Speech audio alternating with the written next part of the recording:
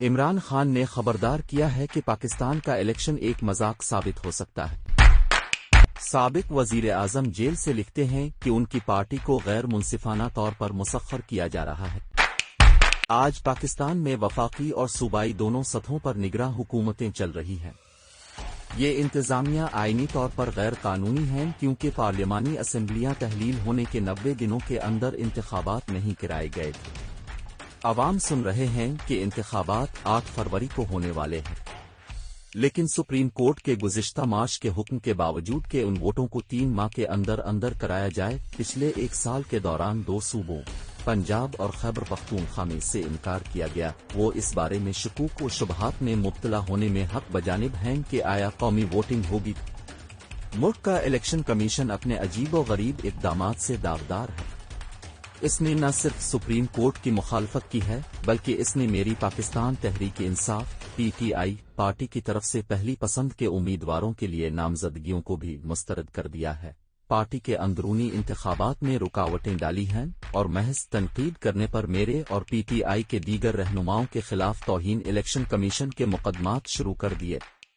انتخابات ہوں یا نہ ہوں، اپریل 2022 میں عدم اعتماد کے مضحکہ خیز ووٹ کے بعد جس طرح مجھے اور میری پارٹی کو نشانہ بنایا گیا، اس سے ایک بات واضح ہو گئی: اسٹیبلشمنٹ یعنی فوج، سیکیورٹی ایجنسیاں اور سول بیوروکریسی PTI کے لیے کوئی بھی لیول پلینگ تو دور کی بات ہے، کھیل کا میدان فراہم کرنے کو تیار نہیں۔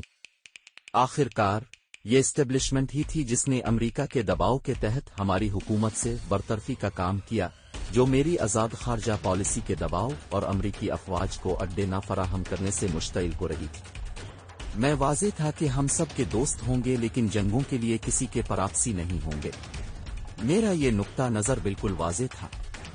اس کی تشکیل پاکستان کو امریکہ کی دہشت گردی کے خلاف جنگ کے ساتھ تعاون کرتے ہوئے ہونے والے بھاری نقصانات سے ہوئی، جس میں کم از کم 80,000 پاکستانی جانیں ضائع ہوئیں۔ مارچ 2022 میں امریکی محکمہ خارجہ کے ایک اہلکار نے واشنگٹن DC میں پاکستان کے اس وقت کے سفیر سے ملاقات کی۔ اس ملاقات کے بعد سفیر نے میری حکومت کو ایک سائفر پیغام بھیجا۔ میں نے بعد میں اس وقت کے وزیر خارجہ شاہ محمود قریشی کے ذریعے پیغام دیکھا اور بعد میں کابینہ میں پڑھ کر سنایا گیا۔ سائفر میسج میں جو کچھ کہا گیا ہے، اس کے پیش نظر میں سمجھتا ہوں کہ امریکی اہلکار کا پیغام یہ تھا: عدم اعتماد کے ووٹ کے ذریعے عمران خان کی وزارت عظمیٰ کا پلک کھینچو، ورنہ چند ہفتوں کے اندر ہماری حکومت کا تختہ الٹ دیا گیا۔ اور میں نے دریافت کیا کہ پاکستان کے chief of army staff general Qamar Javed Bajwa security ایجنسیوں کے ذریعے ہمارے اتحادیوں اور پارلیمانی بیک بینچرز پر کئی مہینوں سے ہمارے خلاف کارروائی کر رہے تھے۔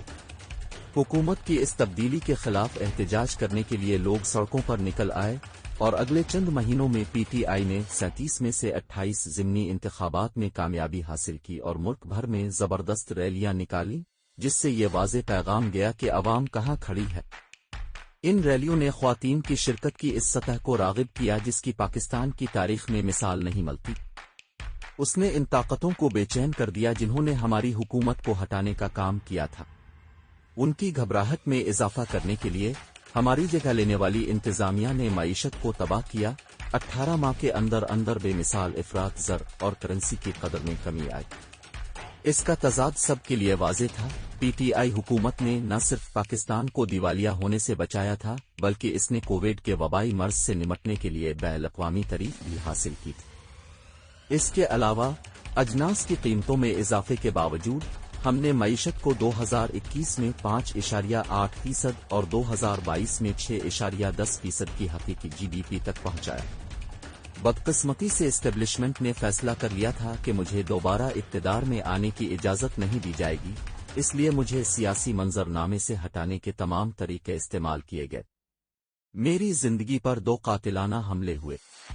میری پارٹی کے رہنماؤں، کارکنوں اور سوشل میڈیا کے کارکنوں کو معاون صحافیوں کے ساتھ اغوا کیا گیا، قید کیا گیا، تشدد کا نشانہ بنایا گیا اور PTI چھوڑنے کے لیے دباؤ ڈالا گیا۔ ان میں سے بہت سے لوگ ابھی بھی پابند سلاسل ہیں۔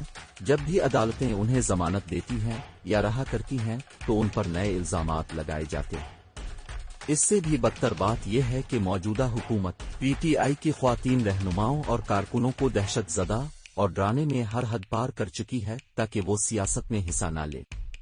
مجھے تقریباً 200 قانونی مقدمات کا سامنا ہے اور مجھے کھلی عدالت میں عام ٹرائل سے انکار کیا گیا ہے۔ 9 مئی 2023 کو ایک جھوٹے فلیگ آپریشن جس میں دیگر چیزوں کے ساتھ ساتھ فوجی تنصیبات پر آتش زدگی کا الزام پی ٹی آئی پر لگایا گیا کے نتیجے میں 48 گھنٹوں کے اندر کئی ہزار گرفتاریاں، اغوا اور مجرمانہ الزامات عائد کیے گئے۔ رفتار نے ظاہر کیا کہ یہ پہلے سے تیار شدہ منصوبہ تھا۔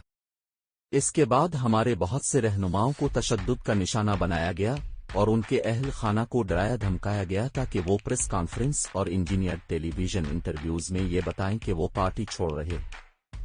کچھ کو دوسری نئی بننے والی سیاسی جماعتوں میں شامل ہونے پر مجبور کیا گیا۔ دوسروں کو مجبور کیا گیا کہ وہ میرے خلاف جھوٹی گواہی دے۔ ان سب کے باوجود دسمبر 2022 میں 38 جگہ ہونے والے الیکشن میں 66% حمایت کے ساتھ پی ٹی آئی مقبول رہی۔ میری ذاتی منظوری کی درجہ بندی اس سے بھی زیادہ ہے۔ اب الیکشن کمیشن پارٹی کو الیکشن لڑنے کے حق سے محروم کرنے کے لیے ہر طرح کی غیر قانونی چالوں میں ملوث ہے۔ عدالتیں روز بروز اپنا اعتبار کھوتی نظر آ رہی ہیں۔ دریں اثنا کرپشن کے الزام میں سزا یافتہ سابق وزیر اعظم نواز شریف برطانیہ سے واپس آ گئے ہیں، جہاں وہ پاکستانی انصاف سے مفرور کی حیثیت سے رہ رہے تھے۔ نومبر میں ایک پاکستانی عدالت نے ان کی سزا کو کالعدم کر دیا۔ میرا یقین ہے کہ مسٹر شریف نے اسٹیبلشمنٹ کے ساتھ ایک معاہدہ کیا ہے جس کے تحت اسٹیبلشمنٹ نواز شریف کی بریت کی حمایت کرے گی اور آئندہ انتخابات میں شریف کو جتوانے میں پورا کردار ادا کرے گی۔ لیکن اب تک عوام پی ٹی آئی کی حمایت اور اسٹیبلشمنٹ کے منتخب کو مسترد کرنے میں بے لگام رہی ہے۔ ان حالات کی روشنی میں 8 فروری کو انتخابات ہو سکتے ہیں۔ پی ٹی آئی کے علاوہ تمام جماعتوں کو آزادانہ انتخابی مہم چلانے کی اجازت ہے۔ میں غداری کے مضحکہ خیز الزامات میں قید تنہائی میں قید ہوں۔ ہماری پارٹی کے وہ چند رہنما جو آزاد رہتے ہیں اور انڈر گراؤنڈ نہیں ہوتے، انہیں مقامی ورکرز کنونشن بھی منعقد کرنے کی اجازت نہیں۔ جہاں پی ٹی آئی کے کارکن اکٹھے ہونے میں کامیاب ہوتے ہیں، انہیں پولیس کی وحشیانہ کارروائی کا سامنا کرنا پڑتا ہے۔ اس منظرنامے میں یہاں تک کہ اگر انتخابات کرائے گئے تو وہ ایک تباہی اور ایک مذاق ثابت ہوں گے، کیونکہ پی ٹی آئی کو انتخابی مہم چلانے کے اس کے بنیادی حق سے محروم کیا جا رہا ہے۔ الیکشن کا ایسا مذاق مزید سیاسی عدم استحکام کا باعث بنے گا، جس کے نتیجے میں پہلے سے تباہ شدہ معیشت کو مزید تباہی کے دہانے پر لے جائے گا۔ پاکستان کے لیے آگے بڑھنے کا واحد قابل عمل راستہ منصفانہ اور آزادانہ انتخابات ہیں، جو سیاسی استحکام اور قانون کی حکمرانی کو واپس لانے کے ساتھ ساتھ ایک مقبول مینڈیٹ والی جمہوری حکومت کی جانب سے اشد ضروری اصلاحات کا آغاز کریں گے۔ پاکستان کے پاس اپنے آپ کو درپیش بحرانوں سے چھٹکارا پانے کے علاوہ کوئی راستہ نہیں ہے۔ بدقسمتی سے ہم جمہوریت کے محاصرہ میں ہونے کی وجہ سے ان تمام محاذوں پر مخالف سمت میں جا رہے ہیں۔